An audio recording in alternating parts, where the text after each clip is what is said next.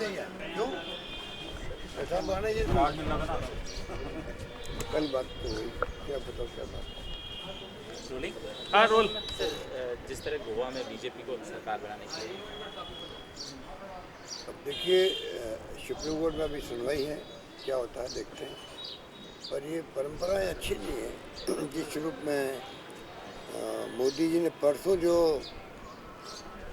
अपने सम्मान में जो समारोह हुआ दिल्ली में, उसमें जो उन्होंने भावना प्रकट की थी उसके विपरीत ये आचरण है बीजेपी का।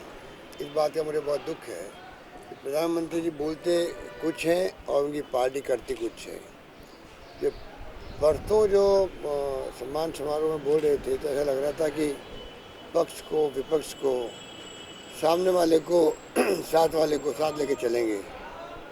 और अब अगर मान लीजिए कांग्रेस सबसे बड़ी पार्टी के रूप में उभरी है मणिपुर के अंदर और गोवा के अंदर, इतनी क्या जल्दबाजी थी कि आप रक्षा मंत्री का इस्तीफा दिलवा करके भेज रहे हो और गवर्नर साहब उनको इनवाइट कर रहे हैं बिना देखे परखे। भाई आप 2 दिन 4 दिन लगाते, भाई किस पार्टी के कितने विधायक हैं वो परेड कराते। पहले भी परेडें हुई है राजभवन के अंदर कि परेड के अंदर मालूम पड़ता भाई कि वास्तव में कौन सी पार्टी लोगों को लेके आई है।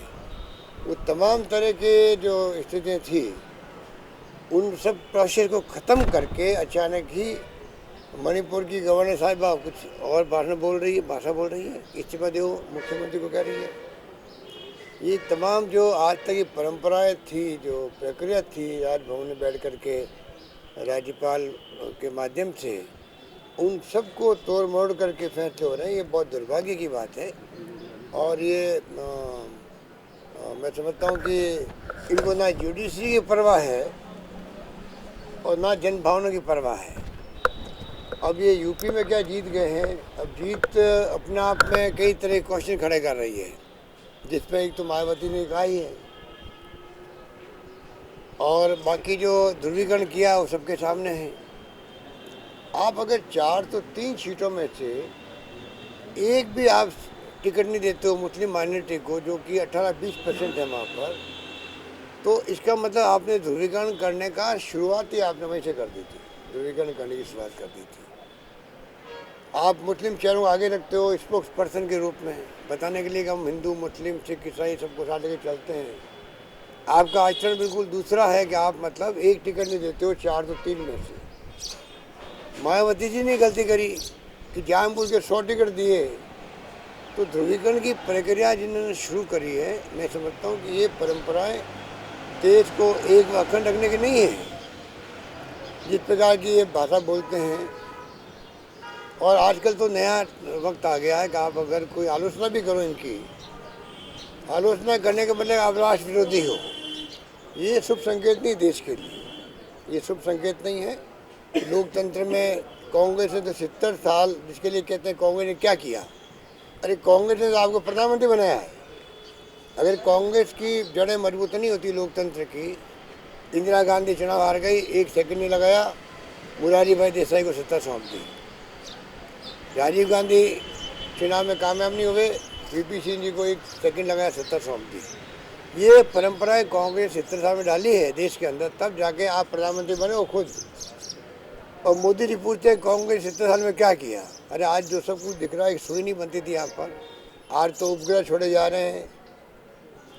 साइंस में, टेक्नोलॉजी में, शिक्षा में, स्वास्थ्य में, सड़कों में, सब जगह उपलब्धियाँ जो दिख रही है। कहाँ सड़कें थी गांव में, लोग बिजली नहीं समझते बिजली होती क्या है।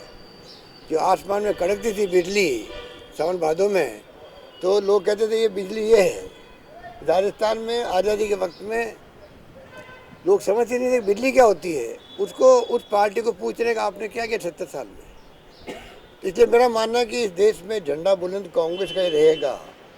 हार और जीत तो कांग्रेस पहले भी कई बार झेली है। इंदिरा गांधी जी खुद चुनाव हार गई थी, पर देश के डीएनए में कांग्रेस ही है जो इस देश को एक वाकन रख सकती है, चाहे जान की बाजी लगा दे। जब इंदिरा गांधी जी शहीद हो गई, राजीव गांधी शहीद हो गए, पर देश को एक वाकन रखा। इसलिए ये दकियानुशी लोग हैं, फासिस्ट लोग हैं, कोई यकीन नहीं है इनको लोकतंत्र में।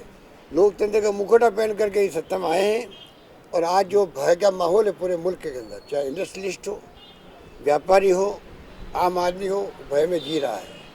ये लोकतंत्र में अच्छी परंपरा नहीं है। Sir SN. कृष्णा कर्नाटक के मुख्यमंत्री भी रहे, आपके सरकार के समय राज्यपाल भी रहे महाराष्ट्र में। अब ऐसे कयास लगाए जा रहे हैं वो बीजेपी में शामिल हो सकते हैं और आने वाले समय में अगले साल कर्नाटक के चुनाव भी आ अब रहे हैं। कयास में मैं क्या जवाब दूं आपको, ये तो एक काल्पनिक बात है, उसमें मैं कोई कमेंट नहीं करना चाहता। ये सच्चाई कितनी है ये किसी को जानकारी नहीं है। पहले वो खंडन भी कर चुके हैं इस बात का। धौलपुर के चुनाव में 9 तारीख को